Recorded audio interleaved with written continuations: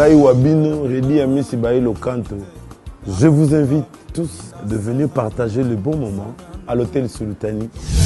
Oh maman, moi si Ndeko na bino Redi Amisi Agobete la bino concert VIP de nostalgie. Je parle de tout ce que je fais pendant plus de 30 ans. Bomengo atakala.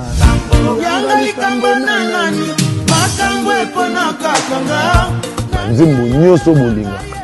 Egobeta bon hôtel Sultani. Na motema oh maman. Pour musique wana, ils ont destiné na courage, ils ont destiné na espoir, ils ont destiné na ba onyo so baza ba mourir à bonne musique.